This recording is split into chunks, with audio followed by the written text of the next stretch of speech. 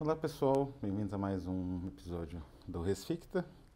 Hoje nós vamos fazer um Aventuras Bibliófilas, né?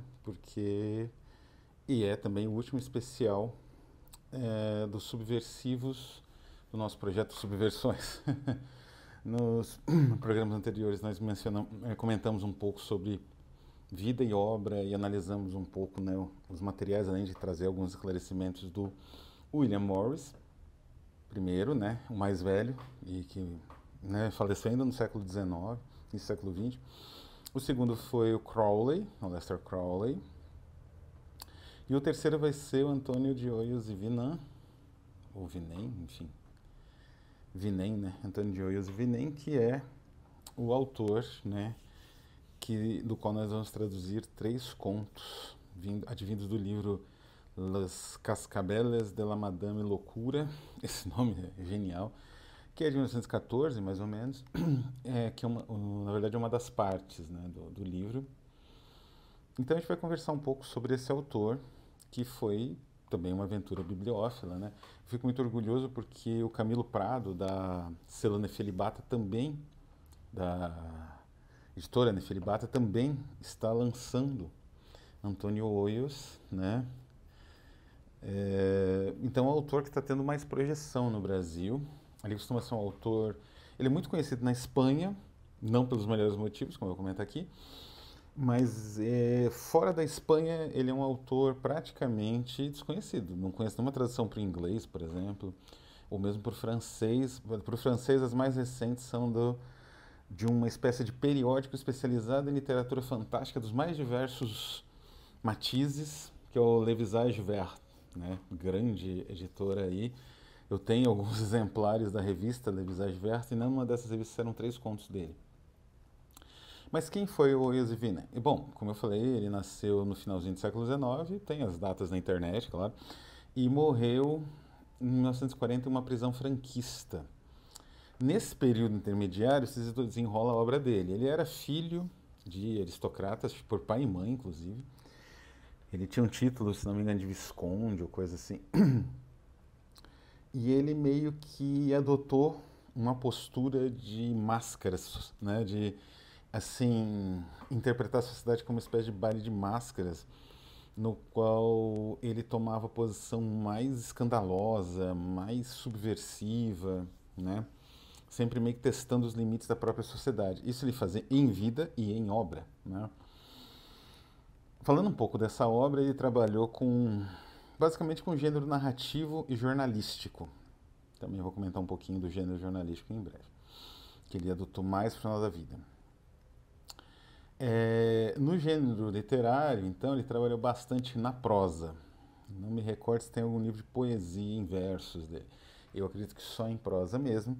E ele era, digamos assim, dominava muito bem a forma, tem algum jogo de futebol aí, a forma do conto e do romance, e especialmente da noveleta. Ele desenvolveu essas formas, né, em língua espanhola nos mais diversos livros, né? A produção literária dele vai mais ou menos de 1910 a 1925, né? É o auge assim da produção dele, depois vai escasseando e depois, como eu falei, ele vai mudando um pouco de rumo. Embora mantenha a postura o tempo todo.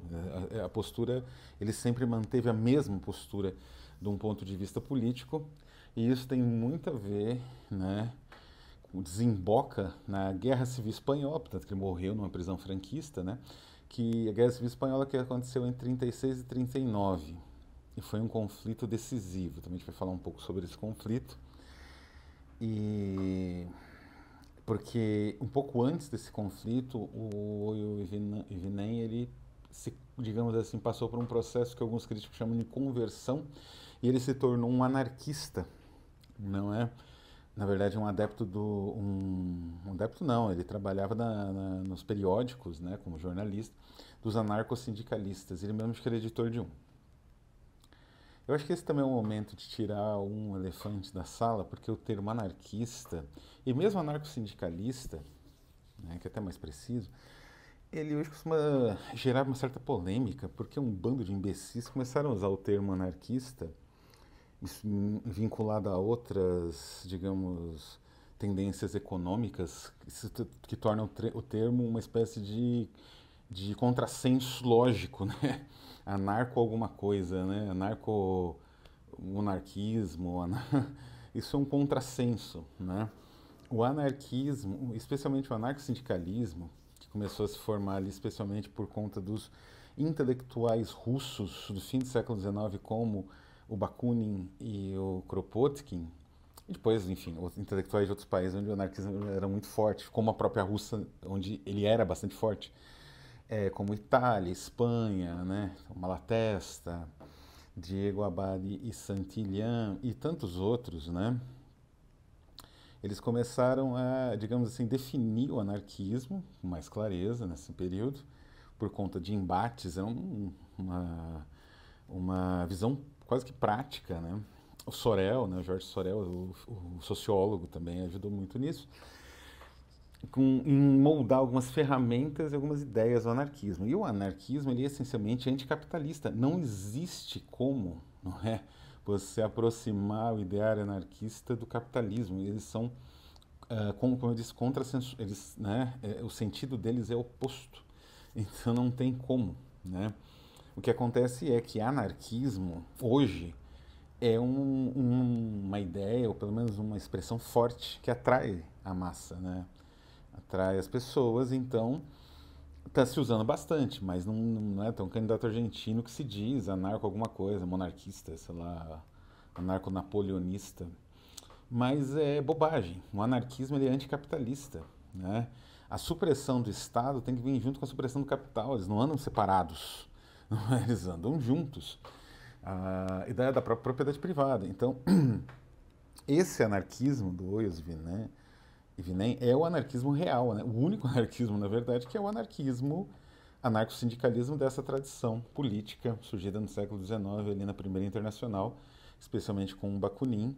Ainda nem se chamava direito anarquismo, todo mundo era socialista, basicamente, mas haviam tendências que entravam em conflito. E o Bakunin entrou em conflito com Marx por conta de uma série de ideias organizacionais, e também econômicas, né? Por exemplo, a questão da herança, o Bakunin era muito contra, o Marx nem tanto, e vai se ver que o Bakunin tinha razão, de certa forma, especialmente se você pensar em bilionários da vida, né? Como é que você faz com a herança desse povo?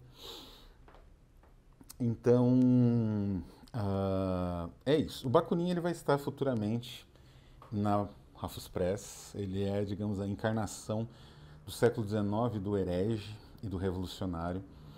Então ele vai estar em várias edições, inclusive no futuro Subversões, né? Na próxima leva. Mas voltando então ao Eus Vinan e à Espanha, né? O Eus Vinan, ele, de um ponto de vista estilístico, ele, como eu disse, ele trabalhou em literatura basicamente com prosa, com romance, noveleta e contos, né? Estilisticamente, ele estava muito próximo de três autores. Não evidentemente, esses autores tiveram impacto, né, na produção dele, mas ele tinha suas próprias soluções, a sua própria síntese, que é muito interessante, aliás, e os contos que eu traduzi até agora dele, e que estou traduzindo agora para as subversões, tem bastante desse aspecto. Por um lado, ele tinha bastante influência de Jean Laurent, que numa edição da Nefelibata maravilhosa, que é um grande decadentista exótico, né? Tinha aquela pecha de usar roupas esquisitas e ser um escândalo por onde passasse, né? Por outro lado, ele tinha muita influência de Octave Mirbeau. Octave Mirbeau é um outro que vai aparecer bastante na Rafus, porque ele era um decadentista com uma visão política muito clara e revolucionária, inclusive. Às vezes até quase futurista, dadaísta em alguns momentos. E ele, pelo iconoclastia, né? E ele era anarquista também, né? Estava dentro dos movimentos anarquistas franceses do início do século XX. E o terceiro que eu não tenho livro aqui é o Oscar Wilde, que era, digamos assim, uma celebridade, né, do século XIX e uma das pessoas mais conhecidas no planeta Terra. Não era qualquer lugar que você sabia quem era Oscar Wilde. E ele era uma espécie de quase modelo de um comportamento flamboyant, né, social flamboyant, que ao mesmo tempo questiona, é, não exatamente se integra, mas exige o espaço, fazendo com que as pessoas tenham que tolerar a presença daquela pessoa, digamos assim, indesejável, né? Então ele ah, ah, era como entrasse uma cunha, né, social. Esse é o significado do Oscar Wilde, é uma cunha que abre a sociedade, né? E por isso a reação moralista foi tão intensa, né? E por outro lado, o apoio ao Wilde também foi ao arrepio de qualquer aspecto do processo. Parecia um absurdo no momento que foi feito o processo para um monte de gente no mundo todo. E o Esvinan então não seguia isso. E os críticos falam isso, né? É muito engraçado porque a obra dele entrou em choque com os críticos desde muito cedo, os críticos espanhóis, né? É um processo muito parecido com o que aconteceu com o simbolismo decadentismo no Brasil, que também foi colocado num escanteio por conta de uma crítica totalmente padronizada, né? Totalmente, digamos assim, no mesmo tom, que celebrava, né, a modernidade e tudo mais. E no caso, é interessante que no caso do ex-Vinem muda um pouco o discurso, porque existe um discurso advindo do Nordau, né, que era um intelectual médico também, se não me engano, é, austríaco, alemão, agora não estou bem me recordando, escreveu um livro muito influente no final do século XIX, no século XX, chamado Entartung, que significa degeneração. E ele basicamente abordava isso, a degeneração da cultura do seu momento histórico ali, do início do século XX, por conta da literatura malsã, de pessoas como exatamente esses três que eu mencionei, Wilde, Jean Laurent e Octave Mirbeau. Os críticos espanhóis inspirados no Nordau atacavam duramente o Hoyos e Vinem num duplo aspecto. No aspecto literário, que eles dizem que era um mero afrancesado, repetindo, né, uma crítica muito comum dos modernistas brasileiros ao simbolismo, que é a coisa mais pedra e telhado que eu conheço, né, porque os próprios modernistas eram pessoas ricas que se informavam na Europa para trazer aqui o futurismo, o expressionismo, o dadaísmo. Nenhum deles começou um movimento autóctone no estilo do que aparece no Triste Fim de Policarpo Quaresma, né, do Lima Barreto, né, um movimento nativista. Mesmo o nativismo tinha do Oswald de Andrade tinha elementos importados, evidentemente, na síntese. Então, essa crítica que existia no Brasil também existiu na Europa, na Espanha, né, contra o Esvinem, ele é um afrancesado, coisa e tal, né? E essa crítica do malsão, né, daquele indivíduo que é degenerado, que é o nome do livro do Nordau, né? Esse indivíduo que perturba, então a gente precisa acabar com ele, etc. O que acontece é que o Vinem, apesar dessas influências que ele não negava e que os críticos colocavam nele, né, agregavam a ele como se fosse uma mera cópia desses autores, especialmente desses três autores que eu mencionei, a verdade é que isso é mentira, né? O Vinem tinha um estilo muito próprio. É interessante como ele escreve, às vezes, quase relatos etnográficos de um doente sexual, né? De uma pessoa com parafilias, assim. Isso ele fez em 1913, né? Acho que é o segundo romance dele. Ele tem uma característica interessante que é a representação da cidade. A cidade que ele trabalha, em geral, é uma cidade imaginária. Isso se aproxima um pouco do Wilde, de fato. Mas não é num sentido tão, digamos assim, simbólico, né? A cidade imaginária, ela, por outro lado, tem um certo planejamento, uma certa visão, né? Existe um espírito que anima aquela cidade imaginária como se ela fosse quase o cenário de um filme, né? Um filme distópico. Então, é muito vivo o que ele trabalha, o que ele descreve. Então, a cidade existe, de certa forma, a cidade está viva. E isso é uma característica muito forte, né? Outra característica é a questão da sexualidade. Os personagens dele têm isso aflorado, né? Talvez aí tenha um pouco de influência do Gabriel D'Annunzio, inclusive, mas mesmo nesse caso é bem original a abordagem.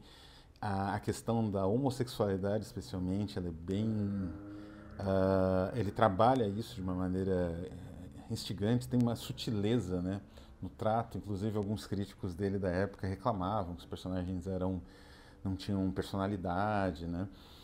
Porque como uma pessoa, tem até um crítico que fala isso, né? Uma pessoa que tem tanta experiência amorosa, né, com outros homens, como é que não representa os homens com coragem, com... E ele, na verdade, está representando justamente pessoas que sofrem perseguição, repressão, etc. E que vivem meio que, né, naquele limite da sociedade entre a marginalidade e a aceitação. E ele, digamos assim, isso é muito interessante, que ele encarna em si mesmo isso, né? Esse limite entre a marginalidade e a aceitação. Então, quando ele se torna... o que acontece? Ele desenvolve uma vida de máscaras, né? A questão da máscara para o homossexual é muito importante. Tem um livro, né, do Mishima, né, que é um autor muito inspirado pelo decadentismo, de qualquer forma, que se chama justamente Confissões de uma Máscara.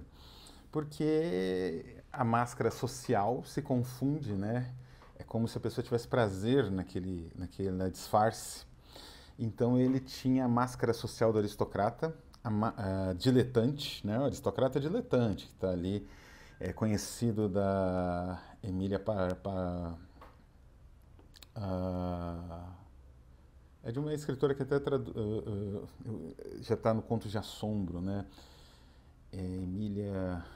não lembro o nome dela.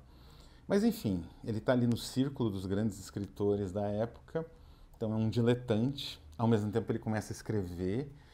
O diletante é aristocrata, né? Daí ele se torna escritor profissional, escreve livros escandalosíssimos, né? De contos, de narrativas. Aí existe uma reação da sociedade dizendo que ele deixou de ser um diletante, né? Mudou a máscara, mas agora ele é um autor degenerado, né? Então ele tem uma nova máscara. Depois ele vai abandonando, fica só mais os escândalos, né? Então ele se torna um pária, uma terceira máscara. Então até a questão literária vai se perdendo, ele se torna uma pessoa ali envolvida mais em escândalos.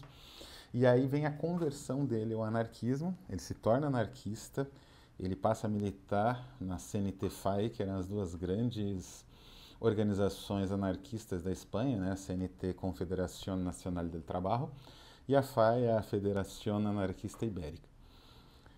E aí ele tem uma quarta conversão, né? Então uma quarta mudança de máscara, que é a conversão. Ele se torna um militante, o antigo aristocrata se torna um militante político, e ele mesmo tirava uma espécie de prazer de chegar com o nome, não, aquele nome pesado que ele tem, Antônio de Hoyos Yvinan, né? Yvinan.